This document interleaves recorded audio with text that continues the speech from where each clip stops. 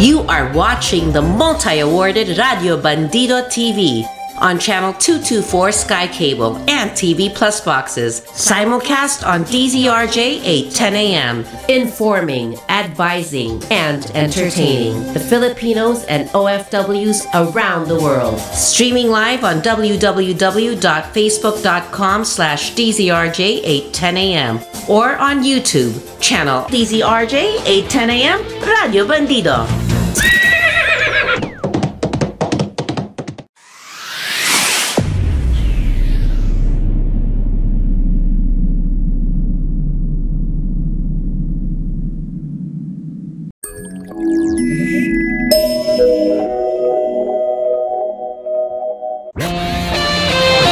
The views and comments of the hosts and guests are not necessarily those of the station.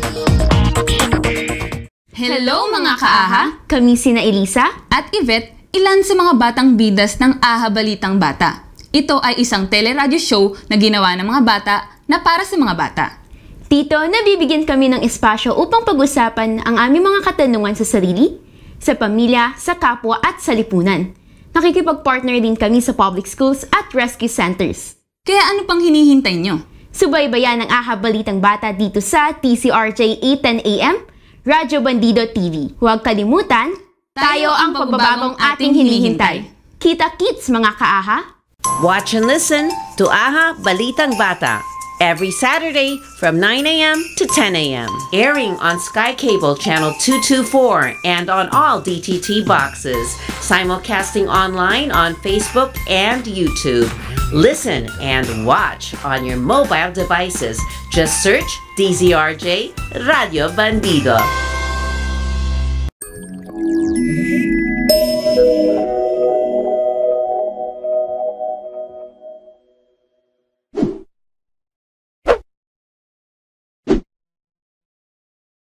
Happy Sunday po sa lahat! Ako po si Prince mula sa Fort Bonifacio Elementary School at hatid po sa inyo ng AHA Learning Center, isang award-winning, globally recognized non-profit organization, ang isang programang mag-uulat ng iba't ibang balitang kapupulutan ng saya at aral naming mga bata at pati na rin kids at heart. Ang Balitang Bata. Mula po 4 hanggang 5 ng hapon ay mapapakinggan po tayo sa DZRJ 8:10 AM Voice of the Philippines at mapapanood rin sa Facebook page nila na Radyo Bandido TV sa Sky Cable 224 at live streaming sites. At bilang paniwala po, ating kilalanin at kamustahin ang isa't isa. Kumusta? Kumusta? Kumusta kayong lahat? Ako'y tuwang-tuwa, masaya't nagagalak. Masaya po akong ipakilala ka Ate Elisa. Kamusta po? Hello, Prince! Masaya akong makasama kayo. Siyempre, excited na rin matuto kasama ninyo. Ikaw ba, Prince? Kamusta ka? Sa totoo lang, medyo kinakabahan ako dahil first time ko pa lang dito sa AHA. Pero excited din sa matututuhan ngayon. Ay, akin din pong pinapakilala si Jaisel na mula rin sa Fort Bonifacio Elementary School.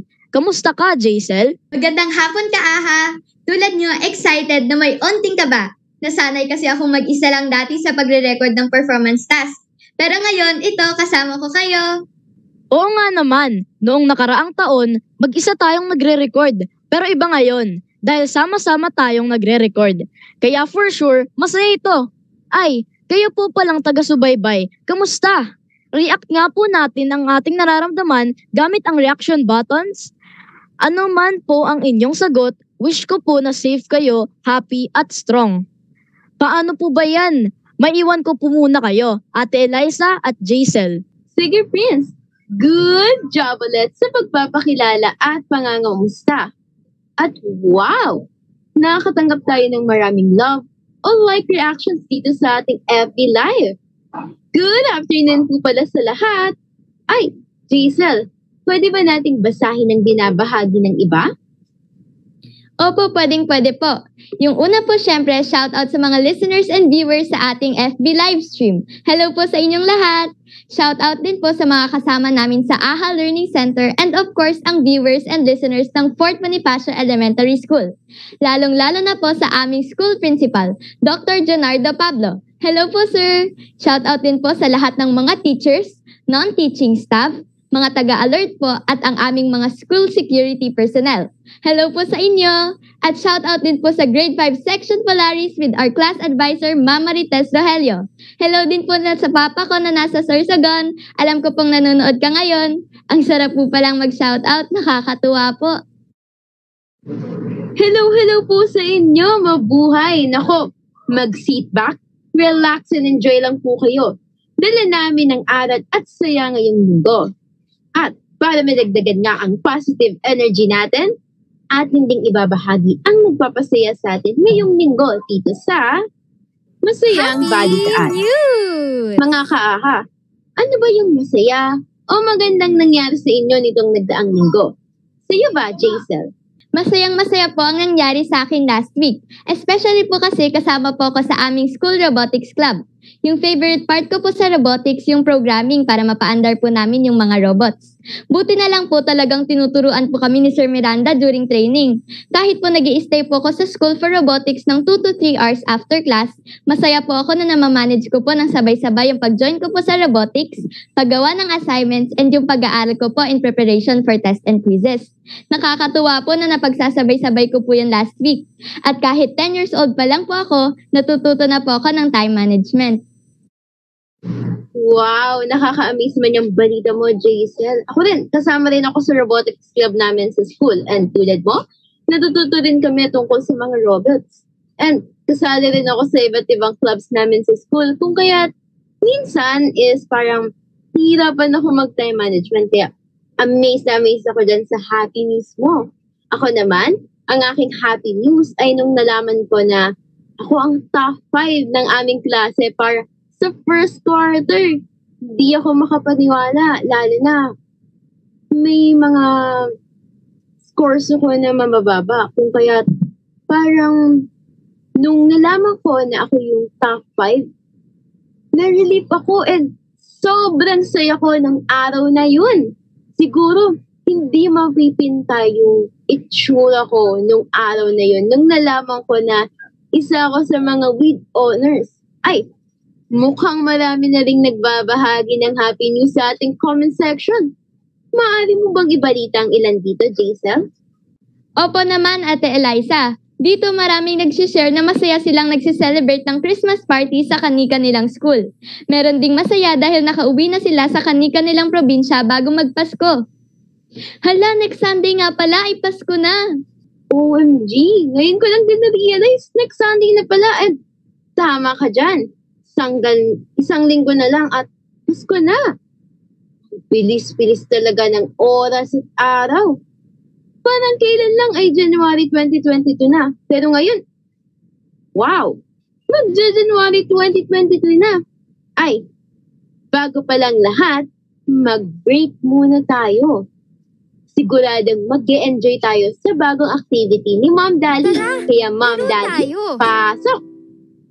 Isang maganda, masaya at pinagpalang AHA afternoon po sa lahat, lalo na sa mga nanonood sa FB Live. Magandang hapon sa iyo, Jaisel Elisha.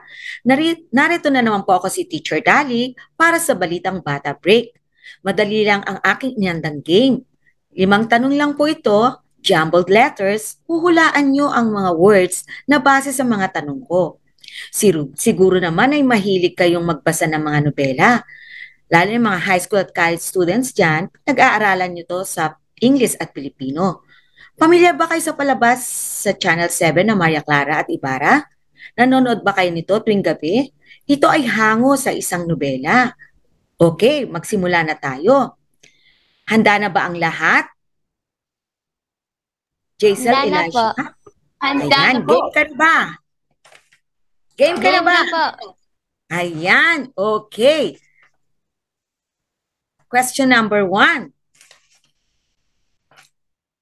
Ito ay mahabang kwento na binubuo ng maraming kabanata. Okay. Sige. Ano kaya ito?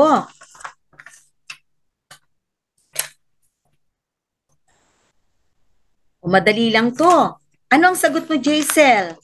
Ikaw, Elisha. Nobela po. O sige, tingnan natin. Tama, nobela. Nakuha rin ba ng mga nasa FB Live? Yes po, Teacher Jaisel? Dolly. Ang dami pong nakasagot Eliza? ng tamang sagot, which is yung nobela po. Ayan, good. Ayan, question number 2. Kilala at magaling siyang nobelista. Sino siya? O sige nga, Jaisel, Elisha, hulaan nyo nga. Ako po, Ma'am Dali. Napag-aralan po namin ito sa Pilipino. Parang, si Amado B. Hernandez po ba ito? Ayan, o sige. Tingnan natin ang tamang sagot. Tama ka, Elisha. Okay. Very good naman. Okay, punta naman tayo sa question number 3.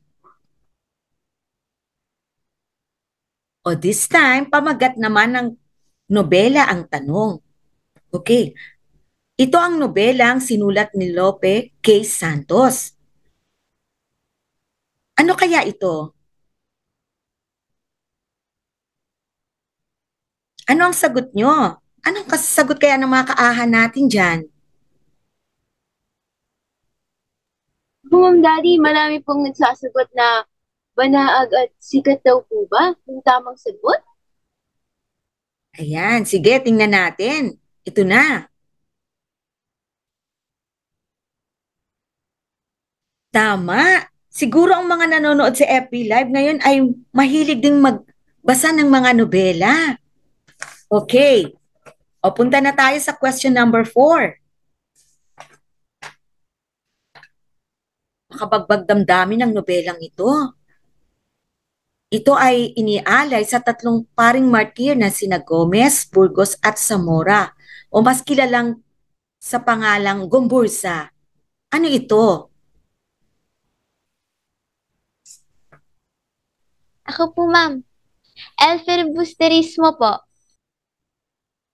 Ayan, o sige, tingnan natin.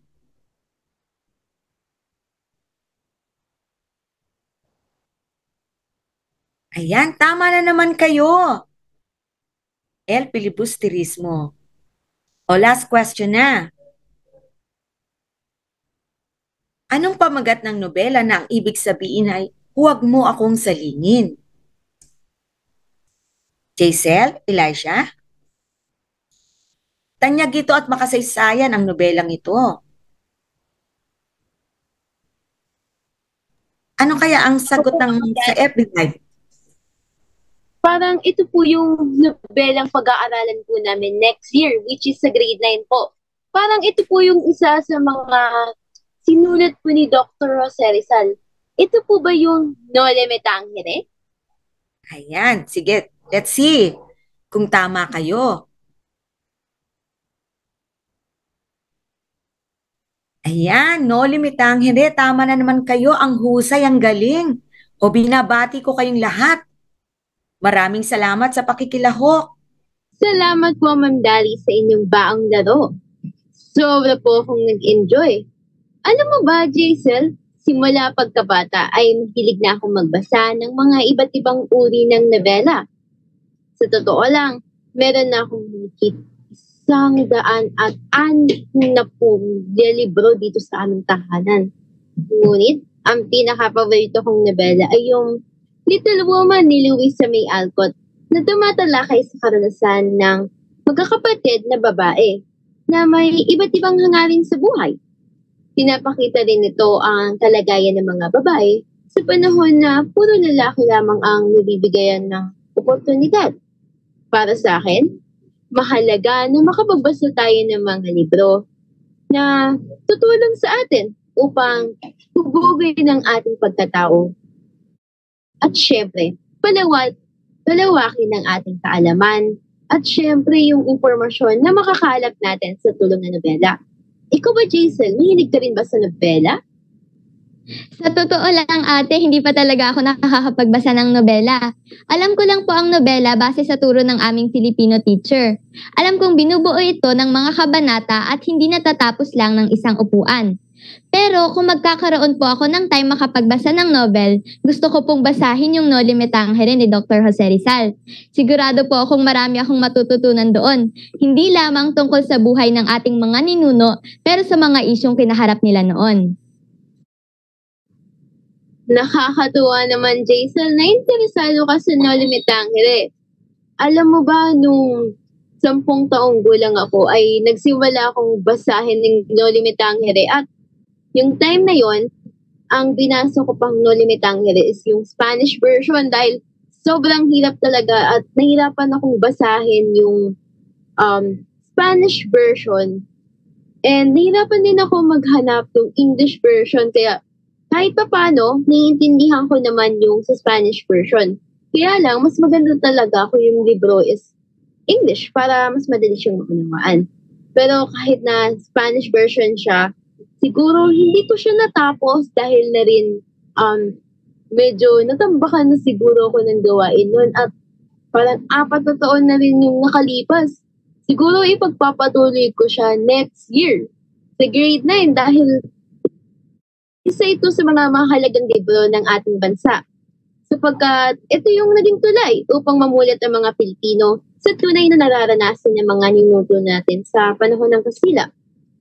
Actually, mga Kaaha at Jaisel, mahalagang balikan natin ang kasaysayan sa pamamagitan ng mga libro o nobela.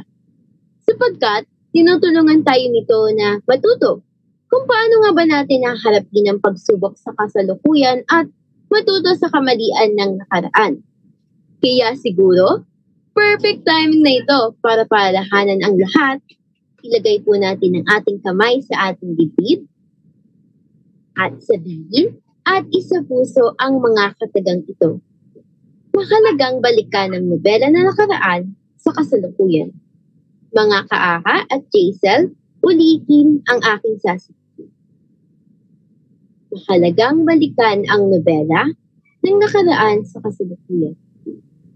Sabihin natin ng huling beses bilang paalala sa ating sarili. Mahalagang balikan ang nobela ng nakaraan sa kasalukuyan. 100% agree po ako sa sinabi nating lahat.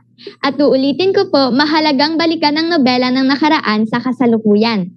At kung tatanungin niyo ako kung bakit, katulad nga ng sinabi ko kanina, hindi simpleng istorya lang ang nobela.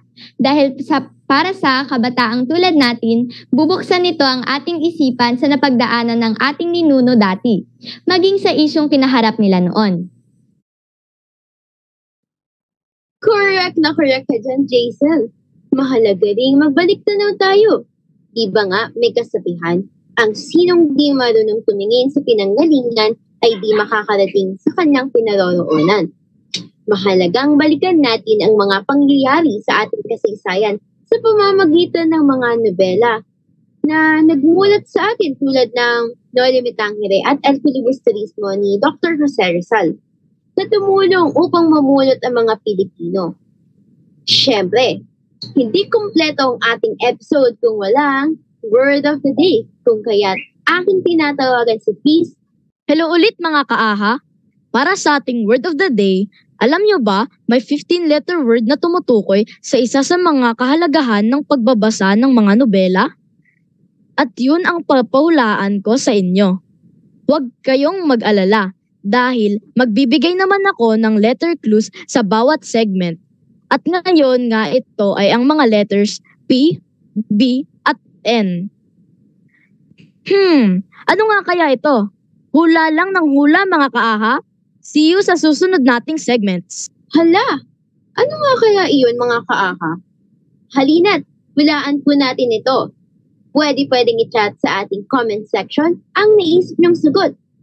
Hintayan lang din ang pagsulpot ni Pin sa iba pang segment.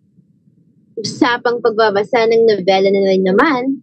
Kaya tara't, pakinggan natin ang pananaw o saloobin ng kapwa natin scholars, super parents, volunteer teachers at partners sa katanungang Bakit mahalagang balikan ang nobela ng nakaraan sa kasalukuyan? Tara't, sama-sama nating panoorin ang interview ni Prince sa loob ng Fort Bonifacio Elementary School para sa ating balitaktakan.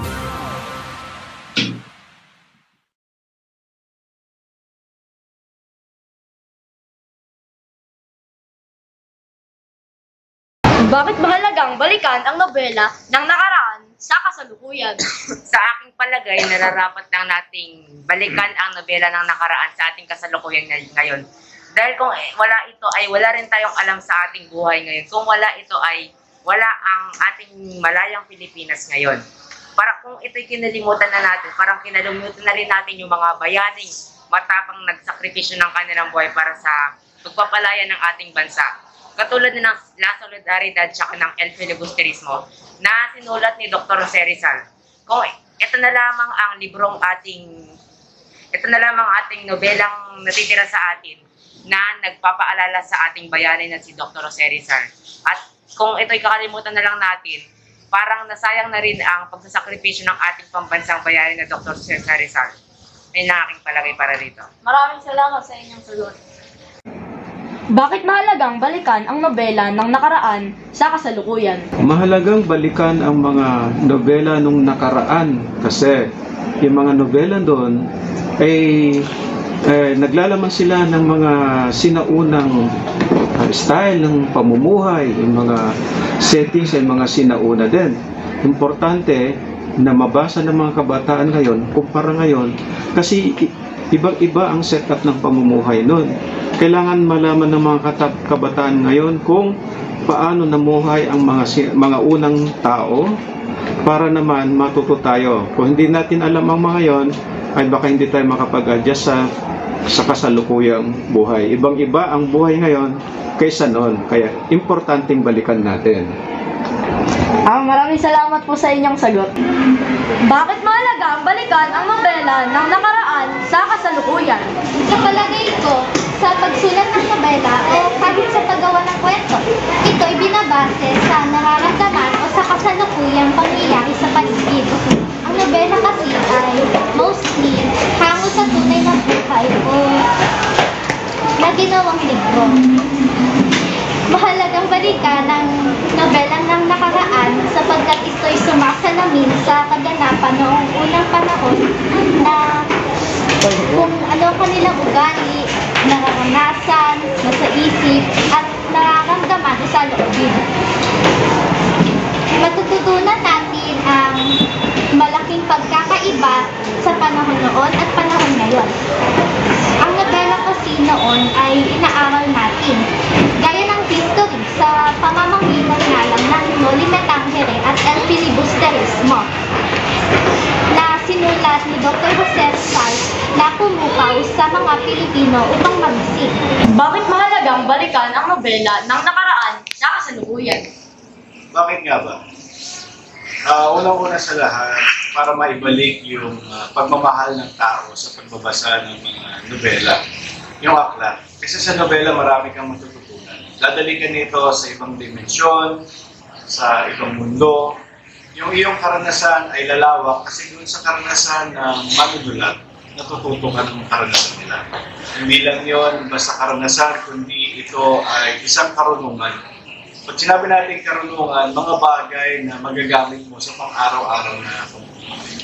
Mahalagang balikan ang nobela ng nakaraan sapagkat ang mga nobela ng nakalipas, ito ay punong-puno ng artistikong pagsulat. Sa artistikong pagsulat, ito ay binubuhusan ng damdamin, binubuhusan ng karanasan, binubuhusan ng damdamin at ano ba yung isa pang sangkap, damdamin, kaisipan, karanasan, katalinuhan. Higit sa lahat, yung nagbibigay ito ng magandang gabay para doon sa mga taong wala pang masyadong natahak sa kanilang landas. Yun ang tingin ko, no, sa aking palagay. Maraming salamat po sa inyong sagot, sir. Uy! Halo-halo ang sagot na aming natanggap. May nagsasabing para malaman ang pinagdaanan at buhay ng ating mga ninuno.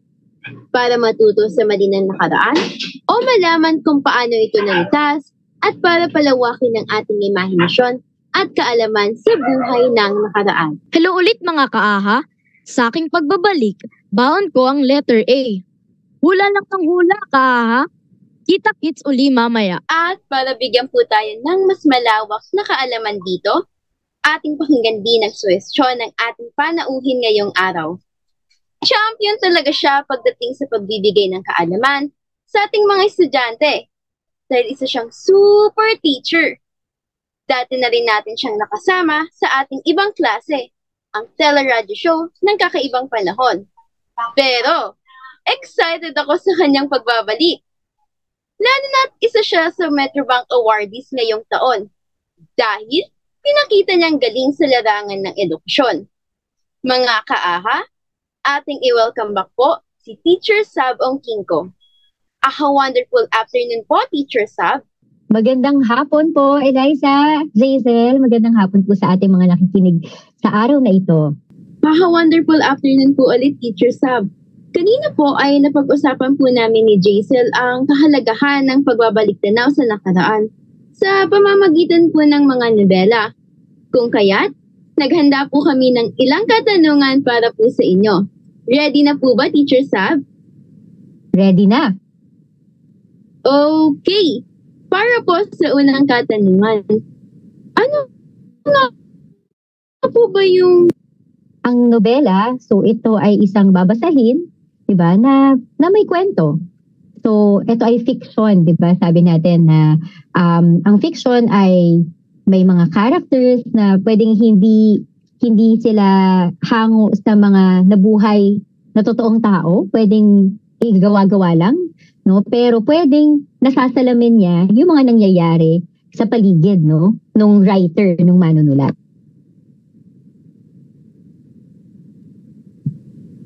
Wow, ang galing po. So, tama po pala yung napag-aralan po namin sa Pilipino noong Lunes. Dahil pinag-aralan po namin na yung nobela po ay gawa-gawa lamang po yung buhay doon sa nobela. Pero, nasasalamin niya po yung kadalasan na tunay na pangyayari sa buhay ng isang tao. So, parang sa nobela po, parang pinaparamdam po nito na kahit po sa mga libro is nararanasan po ng mga karakter doon, yung mga nararanasan po ng tunay na tao. Kahit na yung mga karakter po sa libro ay kadalasan na fiction po or hango lamang po sa imahinasyon ng writer. Paano naman po sa ikalawang katanungan po natin, Teacher Sab? Bakit nga po ba mahalagang malaman ng kabataan na tulad ko po na ang nobela sa nakaraan? May epekto po ba ito sa kasalukuyan ang pagbabalik tanaw po sa mga nobelang ito? Oo naman, no, mahalaga nga actually kasi sabi natin, halimbawa, no, sige, diretsuhin na natin, nobela ng nakaraan. Ang halimbawang naiisip ko na alam pihado ng lahat, no? Kasi inaral natin to lahat ay ang Noli Me Tangere at El Filibusterismo, di ba? Nobela ng nakaraan. Isinulat ni Jose Rizal. At base dun sa karanasan ni Jose Rizal, di ba gumawa siya ng mga tauhan para i-portray, no, yung mga nangyayari sa paligid. So, sumasalamin siya dun sa mga nangyayari sa panahon ni Rizal. So, mahalaga yun kasi parang nasisilip, nabibigyan din natin, para siyang kurtina, di ba? Na parang pag nagbasa ka ng nobela na yun, kahit wala ka sa panahon na yun, parang nasisilip mo kung paano yung buhay ng panahon na yun, kung anong nagaganap, at ano yung mga nakaka-apekto sa buhay ng bida ng kwento. So, ang maganda rin dito, para sa mga kabataan, natututo kayo ng empathy. So, ang empathy, di ba, ang paglalagay ng sarili sa posisyon o sa lugar ng kapwa. So dahil sa pagbabasa at maraming pag-aaral, no, na nagpapakita na ang pagbabasa ay nakaka-develop ng empathy. So natututo kayong makiramdam, makiisa dun sa character. So parang kaya magandang tanungin sa sarili, no, kung ikaw yung character, ano ang mararamdaman mo kapag ikaw ang nalagay sa pwesto niya? No, sa panahon, kaya nga maganda yung mga show katulad ng Maria Clara at Ibala kasi parang ikaw yung natransport doon, parang ikaw si Clay. At kung nandun ka, magagalit ka rin kaya, magugulat ka rin kaya sa mga nangyari sa paligid mo. May kinalaman siya sa anong halaga nito, 'di ba? Ang tanong mo, anong halaga nito sa kasalukuyan? No, ang laging pinag-uusapan natin pag history. Ang maganda nga kasi salitang history, may story, 'di ba? Kasaysayan, may salitang saysay. Ano bang halaga ng mga nangyari noon sa atin sa ngayon? Meron ba tayo nakikitang pagkakatulad? So halimbawa sa panahon ng Noli Me Tangere o sa panahon ng character na yun, kung ilalagay natin ang sarili natin sa konteksto nila, maraming, 'di ba, parang maraming mga pang-aabusong nangyari na nakikita mo doon sa nobela, tama ba? 'Di ba, yung ginawa nila Padre Damaso, lalo na yung mga paninikil o yung mga oppression ng mga may kapangyarihan sa mga mahihirap o sa mga walang kapangyarihan. 'Di ba? Kung tatanungin natin sa sarili natin, sa kasalukuyan, nangyayari pa rin ba siya? 'Di ba? May mga nakikita ba tayong hindi na dapat sanang nauulit pero hanggang ngayon ay nandyan pa? Kasi kung oo, magandang tanong sa mambabasa, anong gagawin mo? 'Di ba? Parang medyo nakakalungkot isipin na parang wala palang pinagbago simula nung panahon ni Rizal. Meron pa rin pang-aapi sa kababaihan na nangyayari. Meron pa rin pang-aapi sa mga mahihirap hanggang ngayon. So ang tanong, kaya mahalaga sa inyo, lalo sa kabataan magbasa nito, kasi kayo ang kinabukasan, di ba? Kayo so kung ito, gumagawa tayo ng kwento ngayon at may parte sa kwento ang kabataang Pilipino, ano ang parte nyo sa kwento? Paano natin sisimulang baguhin, 'di ba, ang mga sistemang ito? So kasama kayo. So hindi lang naman kayo, hindi ko pinapasok sa kabataan ang pag-solve sa mga problemang ito, no? Pero may parte kayo, may parte din kami. So yun yung mahalaga, kaya maganda na bumabalik yung interest ng mga kabataan sa pagbabasa ng mga nobela tulad ng Noli Me Tangere at El Filibusterismo. Ay, dagdag ko lang, Eliza at saka Jazel. Mahalaga to, alam niyo kung bakit? Kasi alam niyo ba ang pagbabasa, no? Kaya may mga panahon na ipinagbawal ang ilang mga libro, lalo na sa panahon ng mga diktadorya, di ba? Sa panahon ng mga gobyerno na mapanikil o oppressive governments, oppressive systems, may mga librong pinagbawal. Bakit ayaw ipabasa ang mga librong ito sa mga mamamayan? Kasi pag binasa nila, magbubukas ang kanilang isip. Ganon ka makapangyarihan ang libro. May mga revolusyon at pagbabago na nangyari dahil lang nagbasa ang mga tao ng isang libro na nagmulat ng kanilang isip. So wag natin maliitin, no, ang kapangyarihan ng isang libro, ang isang kwento, no? So yun, mahalaga ang magpatuloy na magbasa, patuloy na buksan ang isip natin para hindi tayo manatili sa sitwasyon na mula noon ay nangyayari pa rin hanggang ngayon. Ang ganda po ng kasagutan niyo, Teacher Sab. At saka tama po kayo. Ang libro po ang tumutulong sa atin upang mahubog po ang ating pagkatao. Ito rin po yung nagmumulat sa ating mga kaalaman po sa mga impormasyon or di kaya po sa mga nangyayari sa paligid natin. Saka mahalaga rin po ang nobela dahil ito po yung nagbubukas ng isipan para sa mga katulad ko po na mambabasa upang malaman po namin kung gaano nga ba kahalaga yung pagbabasa o di kaya po kung paano po mababago ng isang nobela yung pananaw ko po doon sa isang bagay na yun dahil nalalaman ko po or napapalawak po nito yung kaalaman ko. Sa kakatulad po ng sinabi nyo sa Noli Me Tangere at El Filibusterismo, hanggang ngayon po nakakalungkot mang isipin na may mga nakakaranas pa rin po ng pang-aabuso sa mga mahihirap, pati na rin po sa mga kababaihan. Hindi man lang po katulad nung sa panahon nila Jose Rizal, ngunit nakakaranas pa rin po tayo ngayon. Minsan po nakakaranas sa internet, or di kaya po kahit po sa physical. Pero kahit po na may sikat na mga nobela, katulad po nung El Filibusterismo at Noli Me Tangere na pag-aaralan po namin next year sa grade 9 kung kaya't excited po ako. Pero pinag-usapan din po namin sa subject na Pilipino na may unti-unti pong nalilimutang mga nobela. Ano po kaya yung maaaring gawin ng kabataan para po sa mga nobela na unti-unti na pong nalilimutan ng panahon or parang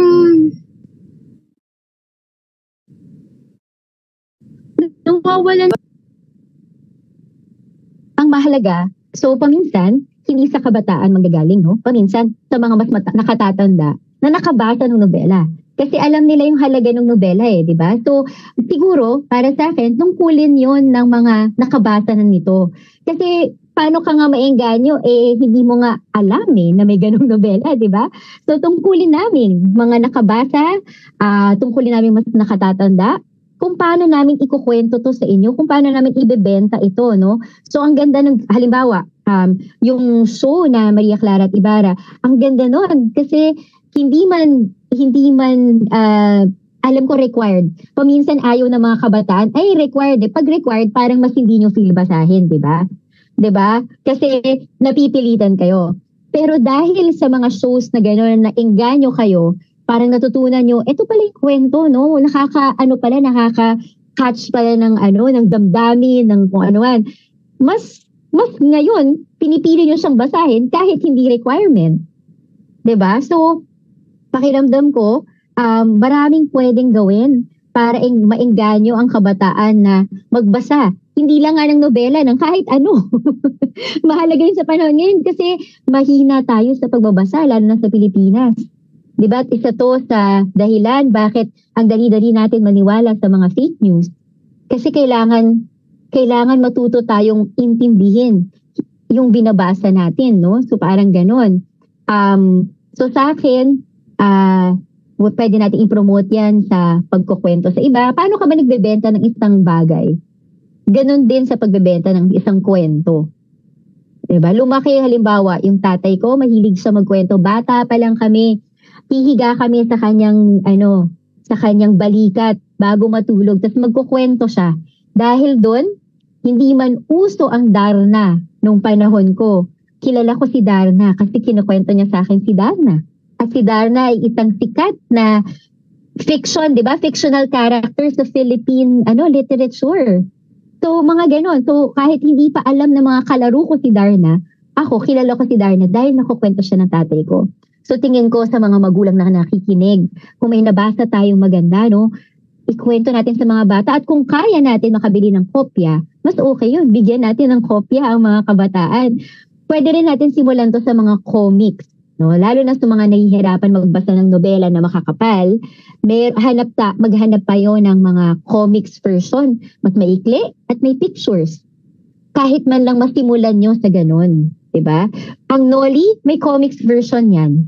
Ang Philly, may comics version din. No? At sinikap po ang bumili ng kopya para sa mga bata sa library. Sa grade 6 at saka grade 5. Ayan.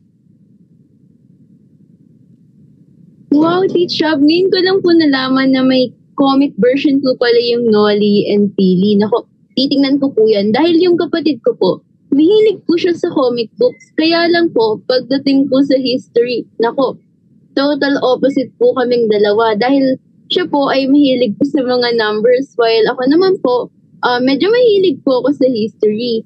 Kaya minsan po, kapag nakikita ko po siya na nagbabasa about sa history, tinutulungan ko po siya. Lalo na po kapag yung topic po is about po sa Spanish War o di kaya po kahit na po yung sa panahon ng mga Amerikano. Kung kaya't minsan po talaga, niyayaya ko po yung kapatid ko na manood ng mga series or di kaya po movies na hango po sa mga libro. Katulad na nga lang po nung pinanood po namin at isa po sa favorite ng kapatid ko kahit na hindi po siya gaanong mahilig sa history, is favorite po namin yung palabas na General Luna.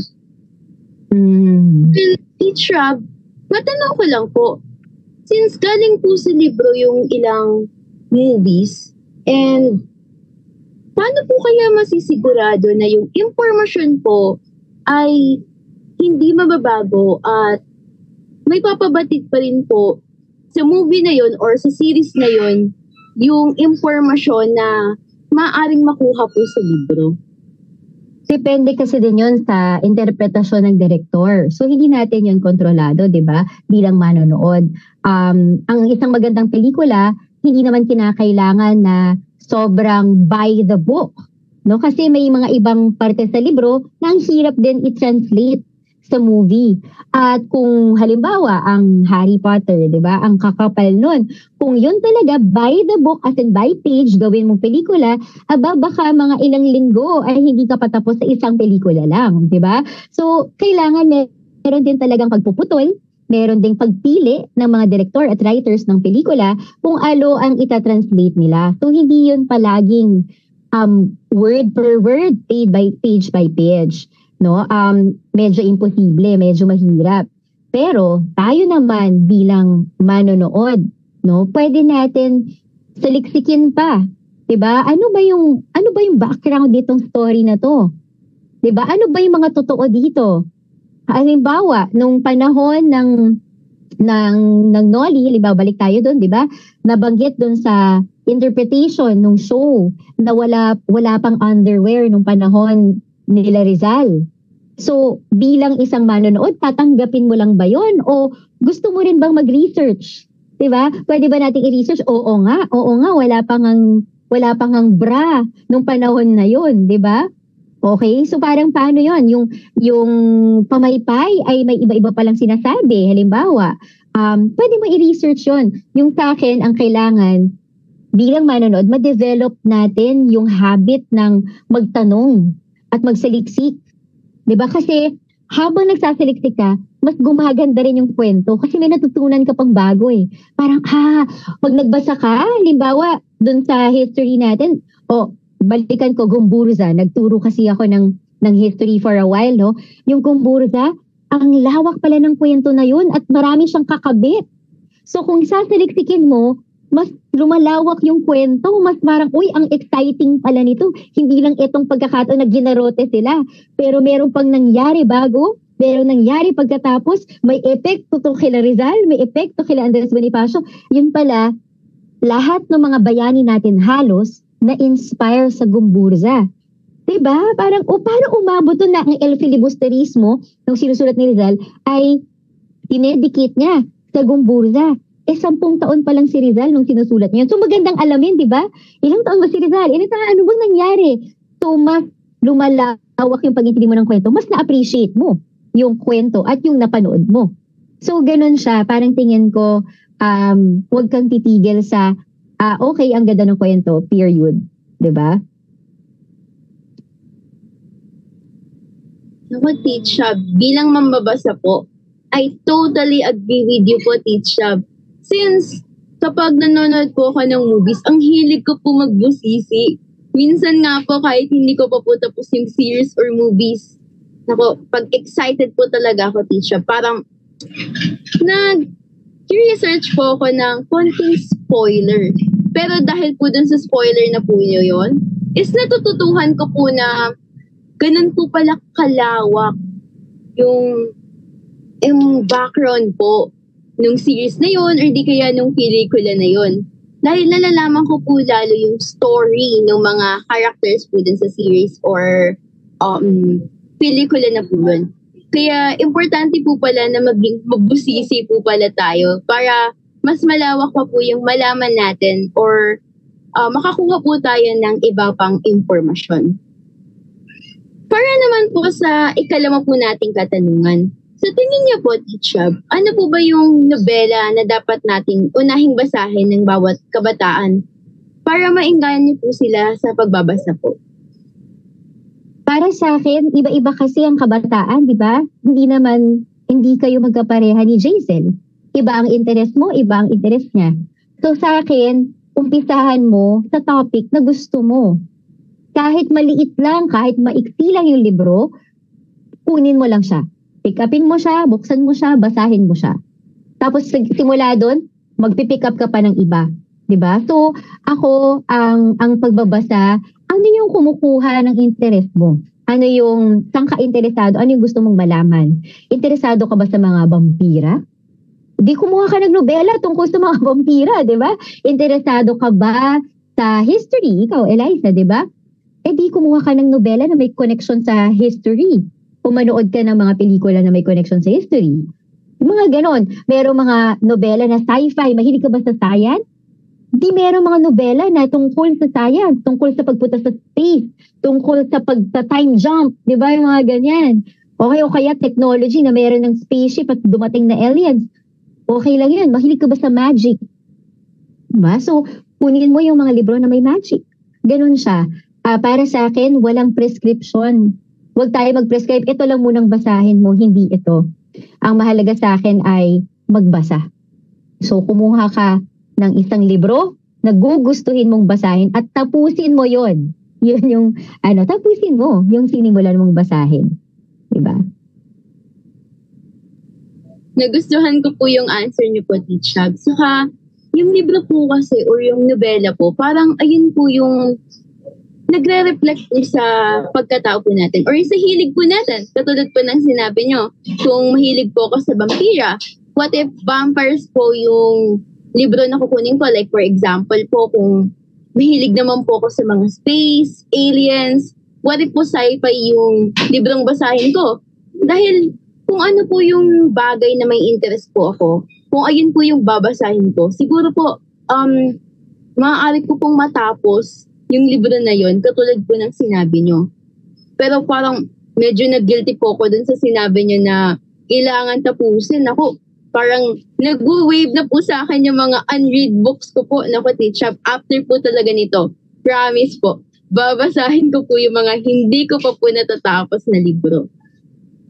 Para naman po sa last question ko po, marami po sa mga kabataan ng walang hilig sa pagbabasa. Ano po ba yung may papayo niyo sa kanila? And paano niyo po sila may encourage na magbasa po? Mahirap na tanong yan kasi parang mas uso na kasi ngayon ang technology. Diba? Nandyan kalaban ng mga libro ang mga napapanood nyo sa YouTube, nasa TikTok. So imbes na magbasa, kumuha ng libro, manood na lang. No? Pero siguro gusto kong sabihin na iba yung pakiramdam ng nagbabasa ka.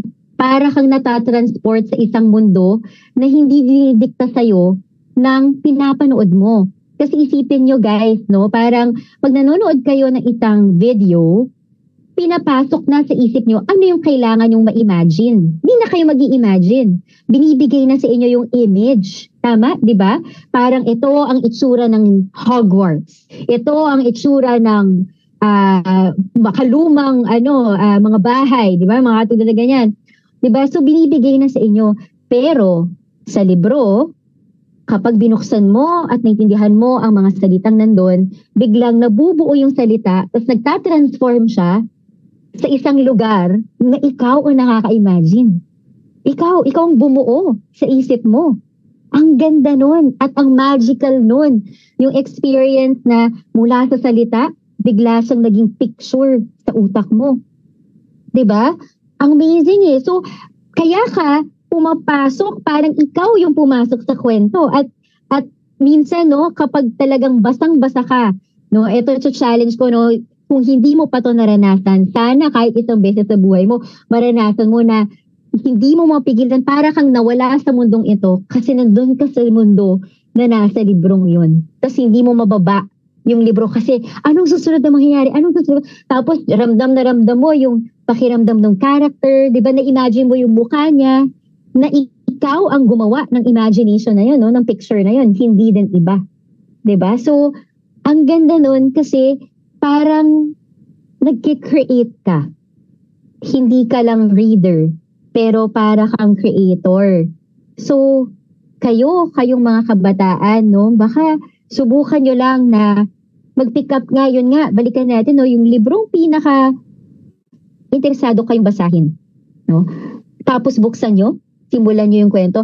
Ako, I would suggest, kung mamimili ka ng libro, mamili ka ng mga libro na may magagandang kwento rin. Kasi, totoo din naman na may libro na ang papangit ng kwento. So, kung yun yung mabasa mo, baka mawalan ka ng gana talaga. Diba? So, mamili ka ng mga libro na alam mo na maganda, na proven na maganda. Lalo na kung nagsisimula ka pa lang magbasa. 'Di ba? Sa sobrang ganda ng kwento, ano pa, libro pa, isa pa, 'di ba? Ganyan. Oh, so yun siya. Tapos maganda rin kung may kasama kang nagbabasa. Kasi ngayon, maganda na pinag-uusapan nyo, 'di ba? Napanood mo ba sa TikTok yung uso ngayon? May pinag-uusapan kayo, walang ganong pag-uusap sa libro eh. 'Di ba? Parang hindi uso yung pag-usapan natin. Ano nabasa mo? 'Di ba ang ganda ng kwento? Blah blah. Pero natutuwa ako, halimbawa, sobrang fan ako ng Harry Potter. So pag may bata na nakausap ko, na nabasa din yung Harry Potter, Ma'am Sab, di ba yung sa book 1, blah, blah, sobrang favorite ko si ganito, yung nangyari. Usap kami, tapos ang tagal namin mag-usap. Excited na ako sa book 2. Book 2 siya, di ba? So kailangan minsan may kausap ka para parang meron din kayong palitan ng ano yung maganda na nakita mo, ano yung maganda na nakita ko, ano yung tumama sa'yo, parang saan ka naapektuhan, di ba? Para siya nagiging chismis din. Now, hindi ba yung sa libro, yung ayoko talagang character na to. Pero tingin ko, in love ako sa character na to. Di ba minsan may mga crush ka pa nga. Sa libro pa lang, may crush ka eh. Di ba? Mga Wattpad. Di ba? Yung mga nababasa nyo, parang, sana magkaroon din ako ng ganyan. Sana all may jowang ganito. Di ba? Mga ganon. So, ganon tayo naapektuhan ng libro. Hindi natin makukuha o hindi kasing tindi kung papanoorin mo lang o hihintay mong iba na mag-feed sa'yo ng ganong klaseng imagination.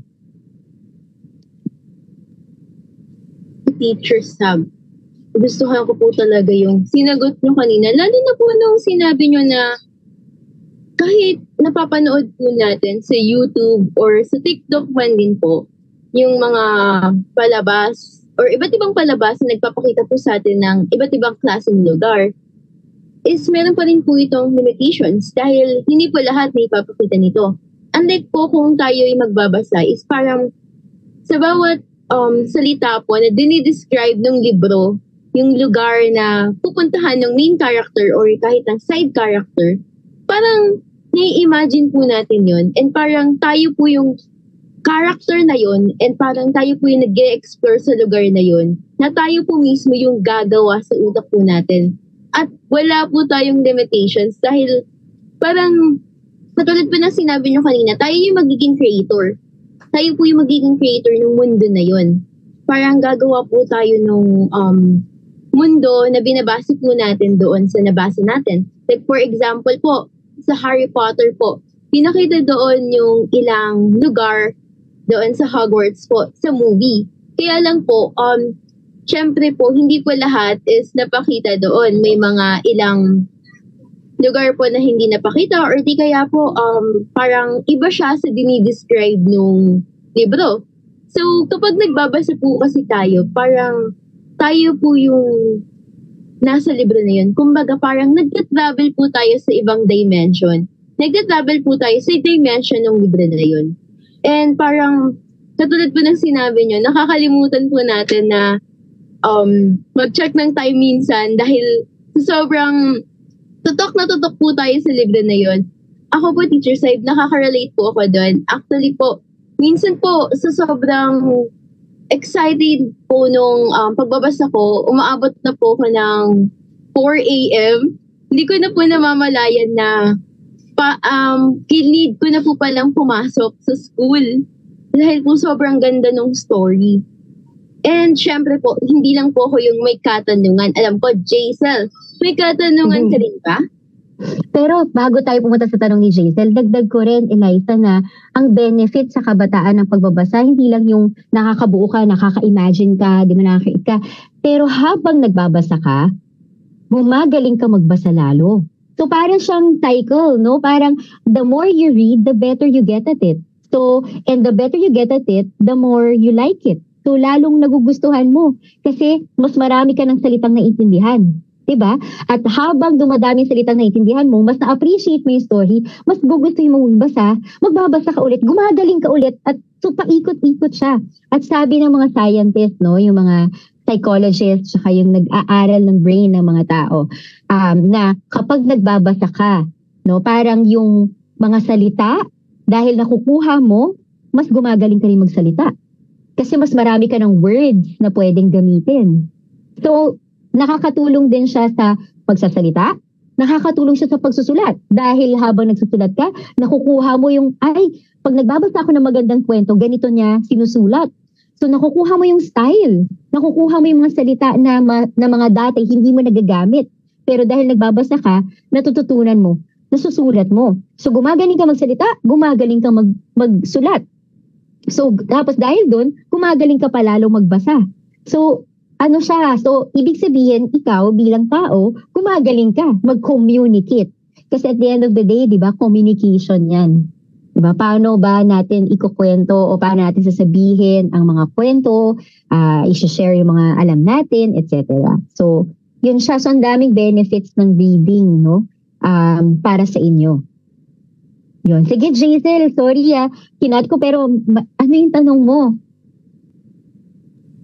Maraming salamat po, Teach Sab. Dito po sa AHA, may pagkakataon po tayong magbigay ng pabaon o mensahe na gusto nating iwanan o pagnilayan ng lahat. May maipapabaon po ba kayo sa amin? Siguro, kung may masasabi man ako tungkol sa pagbabasa at sa kabataan, tingin ko wag natin kalimutan ang kapangyarihan ng mga libro. Maraming libro na magtuturo sa atin, magbubukas sa isipan natin, no? Na ng mga nangyayari sa paligid. At kung kaya, kasi kwentong pinag-usapan natin, nobela, di ba? Ang ilalahanin lang natin, no? Na ang mga aral ng napupulot natin sa libro ay dapat hindi naiiwan sa libro lang. Dapat isinasabuhay siya. So tuwing magbabasa tayo, tanong natin sa sarili natin, ano ang mga mapupulot ko dito at anong magagamit ko sa buhay para mas maging mabuting tao, para mas maging mabuting kapwa, 'di ba? So yun siya, kasi ang libro ay may kapangyarihan baguhin tayo, hindi na magmulat ng isipan, kung hindi baguhin tayo at maging mas mabuting tao. So yun ang kunin nyo sana sa mahika at sa kapangyarihan ng pagbabasa. Salamat po sa pagsama at pagbabahagi ng inyong karanasan at kaalaman po sa aming Teach Sab. Paniguradong marami sa ating mga kaaha na nakikinig na mag-engage niyo po sa pagbuklad o at pagbabasa po ng libro dahil po sa mga binahagi niyo po kanina.